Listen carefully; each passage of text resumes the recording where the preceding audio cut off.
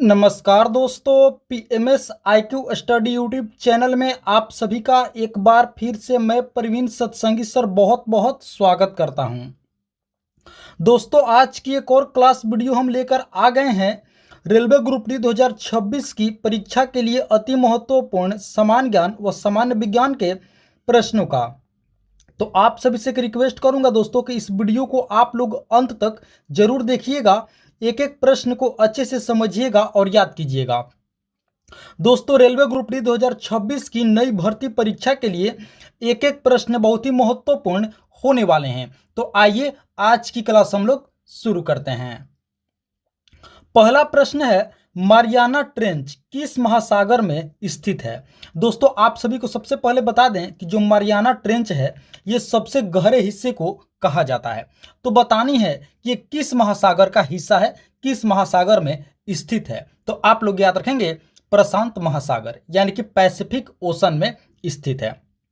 Option B इस प्रश्न का बिल्कुल करेक्ट आंसर होगा। मारियाना ट्रेंच जो क्या है, प्रशांत महासागर का सबसे गहरा भाग है, हिस्सा है, इसे मारियाना ट्रेंच कहा जाता है, प्रशांत महासागर में स्थित है। ऑप्शन बी इस प्रश्न का बिल्कुल करेक्ट आंसर होगा। आइए अब आगे बढ़ते हैं। अगला है, निम्नलिखित में से कौन सा शहर वास्तुकला की दृष्टि से नियोजित शहर है। तो आप लोग याद रखेंगे पंजाब और हरियाणा की राजधानी चंडीगढ़, यानी कि ऑप्शन डी। जी हां दोस्तों, चंडीगढ़ शहर वास्तुकला की दृष्टि से नियोजित शहर है। ऑप्शन डी इस प्रश्न का बिल्कुल करेक्ट आंसर होगा, आप सभी याद रखेंगे। चलिए अब आगे बढ़ते हैं। अगला प्रश्न है, कंप्यूटर के संदर्भ में लैन का क्या तात्पर्य है। लैन तो दोस्तों बतानी है, कंप्यूटर से रिलेटेड प्रश्न है, कंप्यूटर से संबंधित प्रश्न है कि लैन का क्या तात्पर्य होता है, लैन का पूर्ण रूप क्या होता है। तो आप सभी याद रखेंगे लोकल एरिया नेटवर्क, यानी कि ऑप्शन बी। एल से लोकल, ए से एरिया, एन से नेटवर्क, आप सभी याद रखेंगे। ऑप्शन बी इस प्रश्न का बिल्कुल करेक्ट आंसर हो जाएगा। चलिए अब आगे बढ़ते हैं। अगला है, भारत के राष्ट्रपति के पद की शपथ किसके द्वारा दिलाई जाती है। तो आप लोग याद रखेंगे भारत के मुख्य न्यायाधीश के द्वारा, यानी कि CJI, chief justice of India. Bharat के राष्ट्रपति की पद के शपथ किनके द्वारा दिलाई जाती है। तो आप लोग याद रखेंगे भारत के मुख्य न्यायाधीश के द्वारा राष्ट्रपति के पद की शपथ दिलाई जाती है। ऑप्शन डी इस प्रश्न का बिल्कुल करेक्ट आंसर होगा। चलिए अब आगे बढ़ते हैं। अगला है, रुपए के लिए चिन्ह। आप सभी को दोस्तों पता होगा, देखे होंगे, ये क्या है, ये हमारा राष्ट्रीय मुद्रा यानी कि रुपया का चिन्ह है। तो बतानी है कि इस चिन्ह को डिजाइन करने के लिए आयोजित प्रतिस्पर्धा के विजेता कौन थे। यानी कि दोस्तों बतानी है कि रुपया के लिए चिन्ह को डिजाइन करने वाले, इस चिन्ह को डिजाइन करने वाले आयोजित प्रतिस्पर्धा के विजेता कौन थे। तो आप लोग याद रखेंगे उदय कुमार। जी हां दोस्तों, यानी कि ऑप्शन ए इस प्रश्न का बिल्कुल करेक्ट आंसर होगा।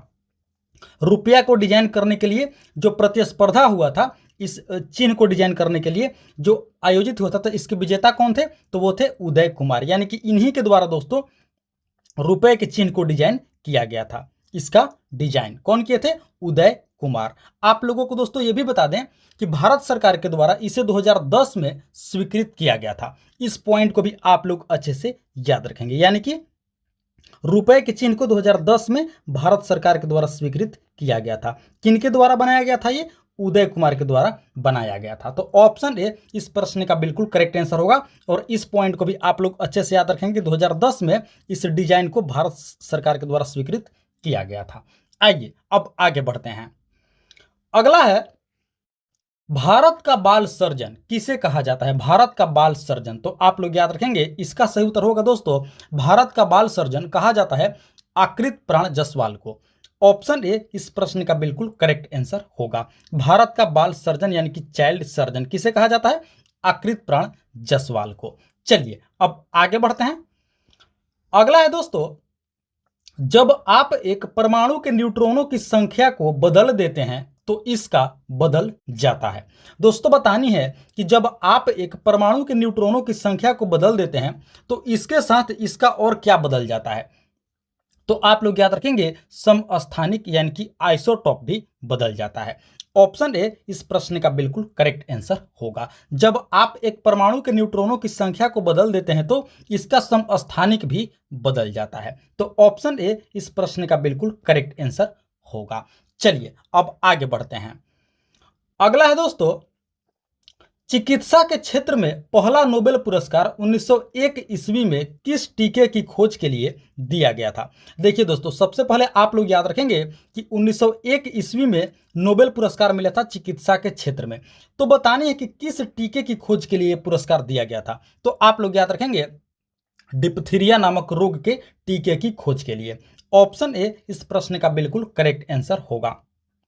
दोस्तों, चिकित्सा के क्षेत्र में पहला नोबेल पुरस्कार 1901 ईस्वी में डिप्थीरिया के टीके की खोज के लिए दिया गया था।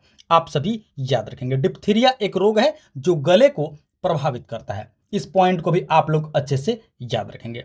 डिप्थीरिया रोग गले को प्रभावित करता है और इसी के टीके की खोज के लिए दोस्तों 1901 ईस्वी में पहला नोबेल पुरस्कार चिकित्सा के क्षेत्र में मिला था। आप सभी याद रखेंगे। चलिए अब आगे बढ़ते हैं।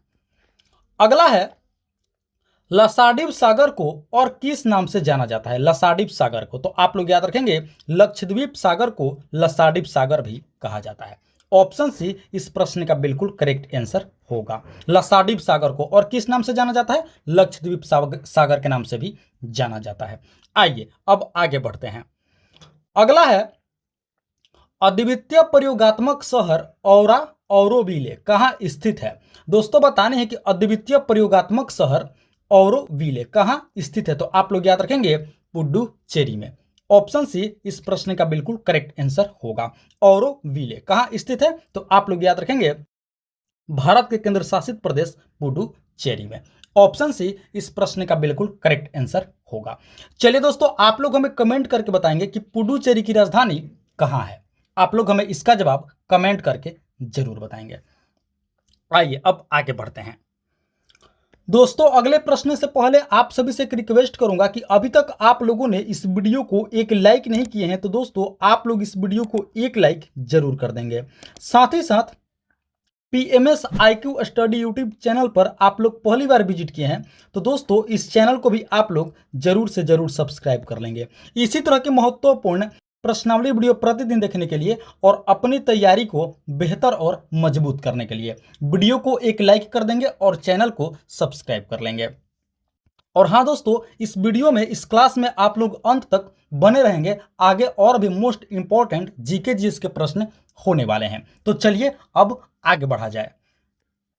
अगला है, यदि राष्ट्रपति और उपराष्ट्रपति दोनों के कार्यालय रिक्त है तो कौन भारत के राष्ट्रपति के तौर पर कार्य करेंगे।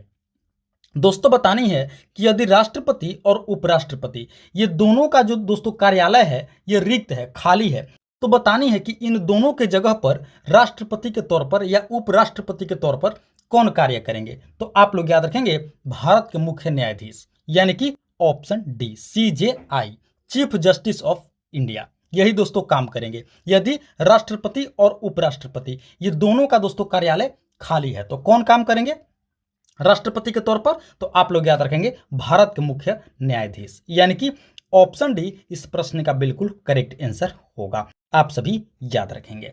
आइए अब आगे बढ़ते हैं। अगला है, भारतीय संविधान में पहली बार संशोधन कब किया गया था। दोस्तों, बतानी है कि इंडियन कॉन्स्टिट्यूशन में पहली बार संशोधन कब हुआ था। तो आप लोग याद रखेंगे 1951 ईस्वी में। ऑप्शन ए इस प्रश्न का बिल्कुल करेक्ट आंसर होगा। 1951 ईस्वी में दोस्तों भारतीय संविधान में पहली बार संशोधन किया गया था। पहली बार दोस्तों क्या किया गया था, संशोधन 1951 ईस्वी में। चलिए अब आगे बढ़ते हैं।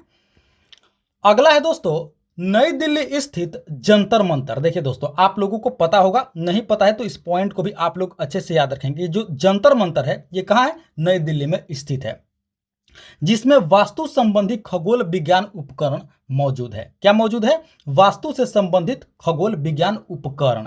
तो बतानी है कि जंतर मंतर को किनके द्वारा बनाया गया था, ये दोस्तों बतानी है। तो आप लोग याद रखेंगे महाराजा जय सिंह द्वितीय के द्वारा, यानी कि ऑप्शन बी। जी हाँ दोस्तों, नई दिल्ली स्थित जंतर मंतर, जिसमें वास्तु संबंधी खगोल विज्ञान उपकरण मौजूद है, किनके द्वारा बनाया गया था? तो आप लोग याद रखेंगे महाराजा जय सिंह द्वितीय के द्वारा बनवाया गया था। ऑप्शन बी इस प्रश्न का बिल्कुल करेक्ट आंसर होगा। आइए अब आगे बढ़ते हैं। अगला है, नौटंकी किस राज्य का एक लोक नृत्य है? यानी कि दोस्तों बताने है कि नौटंकी किस राज्य का एक फोल्क डांस है, तो आप लोग याद रखेंगे राजस्थान के। ऑप्शन बी इस प्रश्न का बिल्कुल करेक्ट आंसर होगा। नौटंकी किस राज्य का एक लोक नृत्य है? तो दोस्तों राजस्थान राज्य के एक लोक नृत्य है। चलिए अब आगे बढ़ते हैं। अगला है, नेत्र गोलक को नियंत्रित करने के लिए कितनी मांसपेशियों का इस्तेमाल किया जाता है? तो दोस्तों आप सभी याद रखेंगे 6 मांसपेशियों का इस्तेमाल किया जाता है नेत्र गोलक को नियंत्रित करने के लिए। कुल 6 मांसपेशियों का इस्तेमाल होता है। ऑप्शन सी इस प्रश्न का बिल्कुल करेक्ट आंसर होगा। आइए अब आगे बढ़ते हैं। अगला है, टॉक्सिकोलॉजी में किसका अध्ययन किया जाता है? दोस्तों बतानी है कि टॉक्सिकोलॉजी में किसका अध्ययन होता है, तो आप लोग याद रखेंगे जहर का अध्ययन किया जाता है। ऑप्शन बी इस प्रश्न का बिल्कुल करेक्ट आंसर होगा। टॉक्सिकोलॉजी में किसका अध्ययन होता है? तो आप लोग याद रखेंगे जहर का अध्ययन किया जाता है। चलिए अब आगे बढ़ते हैं। अगला प्रश्न है, इनमें से कौन सी कम दूरी की वायरलेस कनेक्टिविटी की सुविधा प्रदान करता है? तो आप सभी याद रखेंगे दोस्तों ब्लूटूथ, यानी कि ऑप्शन बी। जी हाँ दोस्तों, जो ब्लूटूथ है ये क्या करता है? कम दूरी के लिए वायरलेस कनेक्टिविटी की सुविधा प्रदान करता है, कम दूरी के लिए। ऑप्शन बी इस प्रश्न का बिल्कुल करेक्ट आंसर होगा, ब्लूटूथ तकनीक। चलिए अब आगे बढ़ते हैं। अगला है, किस व्यक्ति को बादशाह खान के नाम से जाना जाता था? तो आप सभी याद रखेंगे खान अब्दुल गफ्फार खान को बादशाह खान के नाम से जाना जाता था। ऑप्शन सी इस प्रश्न का बिल्कुल करेक्ट आंसर होगा। चलिए अब आगे बढ़ते हैं। अगला प्रश्न है, माइक्रोसॉफ्ट कॉरपोरेशन की स्थापना कब की गई थी? दोस्तों बतानी है कि माइक्रोसॉफ्ट कॉरपोरेशन की स्थापना कब हुई थी, तो आप लोग याद रखेंगे 1975 ईस्वी में। ऑप्शन सी इस प्रश्न का बिल्कुल करेक्ट आंसर होगा। माइक्रोसॉफ्ट कॉरपोरेशन की स्थापना कब हुई थी? तो आप लोग याद रखेंगे 1975 ईस्वी में। चलिए अब आगे बढ़ते हैं। अगला प्रश्न है दोस्तों, इसरो के पहले अध्यक्ष कौन थे? दोस्तों बतानी है कि भारत के अंतरिक्ष एजेंसी इसरो के प्रथम अध्यक्ष कौन थे? तो आप लोग याद रखेंगे विक्रम साराभाई। ऑप्शन बी इस प्रश्न का बिल्कुल करेक्ट आंसर होगा। आप सभी याद रखेंगे भारत की अंतरिक्ष एजेंसी इसरो के प्रथम अध्यक्ष कौन थे? तो दोस्तों वो थे विक्रम साराभाई। इसरो का पूर्ण रूप होता है, आप सभी को पता होगा, नहीं पता है तो याद रखेंगे, Indian satellite research organisation.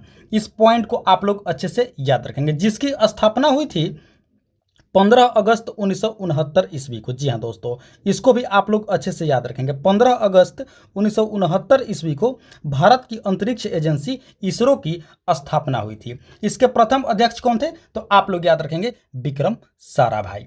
Option B इस प्रश्न का बिल्कुल करेक्ट आंसर होगा। चलिए अब आगे बढ़ते हैं।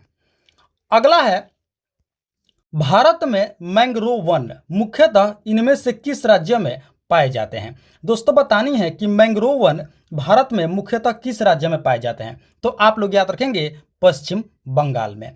ऑप्शन डी इस प्रश्न का बिल्कुल करेक्ट आंसर होगा। भारत में मैंग्रोव प्रकार के वन मुख्यतः किस राज्य में पाए जाते हैं? तो आप लोग याद रखेंगे पश्चिम बंगाल में। आइए अब आगे बढ़ते हैं। अगला है दोस्तों, एशियाई शेरों की आबादी बड़े पैमाने पर के संरक्षित उद्यान क्षेत्र में निवास करती है। दोस्तों बतानी है कि एशियाई शेरों की आबादी बड़े पैमाने पर किस उद्यान क्षेत्र में निवास करती है? तो आप लोग याद रखेंगे गिर राष्ट्रीय उद्यान। ऑप्शन ए इस प्रश्न का बिल्कुल करेक्ट आंसर होगा, जो गुजरात राज्य में स्थित है। इस पॉइंट को भी आप लोग अच्छे से याद रखेंगे। गिर राष्ट्रीय उद्यान किस राज्य में है? तो आप लोग याद रखेंगे गुजरात में। एशियाई शेरों की बड़ी आबादी दोस्तों इसी क्षेत्र में क्या करती है? निवास करती है, गिर राष्ट्रीय उद्यान में। आइए अब आगे बढ़ते हैं। अगला है, कौन सा अनुच्छेद जीवन और व्यक्तिगत स्वतंत्रता के संरक्षण से संबंधित है? दोस्तों बताने हैं कि इनमें से कौन सा आर्टिकल अनुच्छेद जीवन और व्यक्तिगत स्वतंत्रता के संरक्षण से संबंधित है। तो आप लोग याद रखेंगे अनुच्छेद 21 यानी कि आर्टिकल 21। ऑप्शन डी इस प्रश्न का बिल्कुल करेक्ट आंसर होगा। किससे संबंधित है? तो आप लोग याद रखेंगे व्यक्तिगत स्वतंत्रता के संरक्षण से संबंधित है, जीवन और व्यक्तिगत स्वतंत्रता के संरक्षण से। अनुच्छेद 21 आर्टिकल 21। ऑप्शन डी इस प्रश्न का बिल्कुल करेक्ट आंसर होगा। चलिए अब आगे बढ़ते हैं। अगला है दोस्तों, निम्नलिखित में से कौन सा शहर मुगल साम्राज्य द्वारा नियोजित पहला शहर था? दोस्तों बतानी है कि इनमें से कौन सा शहर मुगल साम्राज्य द्वारा नियोजित पहला शहर था। तो आप लोग याद रखेंगे फतेहपुर सीकरी। ऑप्शन बी इस प्रश्न का बिल्कुल करेक्ट आंसर होगा। जी हाँ दोस्तों, फतेहपुर सीकरी मुगल साम्राज्य द्वारा नियोजित पहला शहर था। चलिए अब आगे बढ़ते हैं। अगला है, रामकृष्ण मिशन की स्थापना 1897 में किनके द्वारा की गई थी? देखिए दोस्तों, आप सभी को पता होगा, नहीं पता है तो याद रखेंगे कि रामकृष्ण मिशन की स्थापना कब हुई थी? 1897 में। किनके द्वारा? तो आप लोग याद रखेंगे स्वामी विवेकानंद के द्वारा। यानी कि ऑप्शन बी इस प्रश्न का बिल्कुल करेक्ट आंसर होगा। रामकृष्ण मिशन की स्थापना 1897 ईस्वी में स्वामी विवेकानंद के द्वारा की गई थी। आप सभी याद रखेंगे। चलिए अब आगे बढ़ते हैं। अगला है, निम्नलिखित में से कौन सा पौधा में संग्रहित कार्बोहाइड्रेट है? दोस्तों बताने हैं कि इनमें से कौन सा पौधे में संग्रहित क्या है? कार्बोहाइड्रेट। तो आप लोग याद रखेंगे स्टार्च। ऑप्शन बी इस प्रश्न का बिल्कुल करेक्ट आंसर होगा। पौधों में दोस्तों कार्बोहाइड्रेट क्या पाया जाता है? स्टार्च पाया जाता है। ऑप्शन बी इस प्रश्न का बिल्कुल करेक्ट आंसर होगा। आप सभी याद रखेंगे। चलिए अब आगे बढ़ते हैं। अगला है, निम्नलिखित में से कौन सी ऊष्मीय ऊर्जा की इकाई नहीं है? तो आप लोग याद रखेंगे इसका राइट आंसर होगा किलोवाट। Option A. जी हाँ दोस्तों, किलोवाट जो है ये ऊष्मीय ऊर्जा की इकाई नहीं है। बाकी तीनों कैलोरी, वाट सेकंड और जूल, ये तीनों दोस्तों ऊष्मीय ऊर्जा की इकाई है। लेकिन जो किलोवाट है ये ऊष्मीय ऊर्जा की यूनिट नहीं है। तो ऑप्शन ए इस प्रश्न का बिल्कुल करेक्ट आंसर होगा। चलिए अब आगे बढ़ते हैं। अगला है दोस्तों, दादा साहेब फाल्के पुरस्कार से सम्मानित होने वाले प्रथम व्यक्ति कौन थे? देखिए दोस्तों, दादा साहेब फाल्के पुरस्कार जो सिनेमा जगत के क्षेत्र में दिया जाता है, सबसे बड़ा पुरस्कार है। बतानी है कि इस पुरस्कार से सम्मानित होने वाले प्रथम व्यक्ति कौन थे? तो आप लोग याद रखेंगे देविका रानी। ऑप्शन सी इस प्रश्न का बिल्कुल करेक्ट आंसर होगा। दादा साहेब फाल्के पुरस्कार से सम्मानित होने वाले प्रथम व्यक्ति कौन थे? तो आप लोग याद रखेंगे देविका रानी, जिन्हें दोस्तों 1969 ईस्वी में इस सम्मान से सम्मानित किया गया था। यानी कि दादा साहेब फाल्के पुरस्कार से सम्मानित किया गया था। कब? तो आप लोग याद रखेंगे 1969 ईस्वी में देविका रानी को। चलिए अब आगे बढ़ते हैं। अगला है, भारतीय विज्ञान संस्थान कहां पर स्थित है? दोस्तों बतानी है कि भारतीय विज्ञान संस्थान कहां पर स्थित है। तो आप लोग याद रखेंगे बेंगलोर में। ऑप्शन बी इस प्रश्न का बिल्कुल करेक्ट आंसर होगा। कर्नाटक की राजधानी बेंगलोर में भारतीय विज्ञान संस्थान स्थित है। चलिए अब आगे बढ़ते हैं। अगला प्रश्न है, बर्लिन की दीवार को किस वर्ष ध्वस्त किया गया था? दोस्तों बतानी है कि बर्लिन की दीवार को किस वर्ष ध्वस्त किया गया था, नष्ट किया गया था। तो आप लोग याद रखेंगे 1989 ईस्वी में। यानी कि ऑप्शन सी इस प्रश्न का बिल्कुल करेक्ट आंसर होगा। बर्लिन की दीवार को किस वर्ष ध्वस्त किया गया था? तो आप लोग याद रखेंगे 1989 ईस्वी में ध्वस्त किया गया था। चलिए अब आगे बढ़ते हैं। अगला है दोस्तों, किस टेनिस खिलाड़ी ने सर्वाधिक ग्रैंड स्लैम खिताब जीते हैं? दोस्तों बतानी है कि किस टेनिस खिलाड़ी ने सबसे अधिक बार ग्रैंड स्लैम खिताब जीते हैं। तो आप लोग याद रखेंगे रोजर फेडरर ने। ऑप्शन डी इस प्रश्न का बिल्कुल करेक्ट आंसर होगा।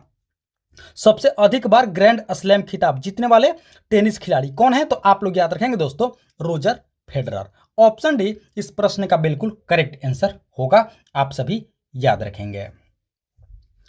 तो दोस्तों ये थी हमारी आज की रेलवे ग्रुप डी 2026 की नई भर्ती परीक्षा के लिए अति महत्वपूर्ण समान ज्ञान व सामान्य विज्ञान के प्रश्नावली वीडियो। आशा करते हैं इस वीडियो को आप लोग अंत तक जरूर देखे होंगे, एक एक प्रश्न को अच्छे से समझे होंगे और याद भी कर लिए होंगे। तो आप सभी से एक बार फिर से रिक्वेस्ट करूंगा कि इस वीडियो को आप लोग अभी तक एक लाइक नहीं किए हैं तो दोस्तों आप लोग इस वीडियो को एक लाइक जरूर कर देंगे। साथ ही साथ PMS IQ study YouTube channel पर आप लोग पहली बार विजिट किए हैं तो दोस्तों इस चैनल को भी आप लोग जरूर से जरूर सब्सक्राइब कर लेंगे। इसी तरह की महत्वपूर्ण प्रश्नावली वीडियो प्रतिदिन देखने के लिए और अपनी तैयारी को बेहतर और मजबूत करने के लिए वीडियो को एक लाइक कर देंगे, चैनल को सब्सक्राइब कर लेंगे। तो फिलहाल इस वीडियो में इतना ही, मिलते हैं एक और मोस्ट इंपॉर्टेंट क्लास वीडियो लेकर के। तब तक के लिए आप सभी का बहुत बहुत धन्यवाद। जय हिंद दोस्तों।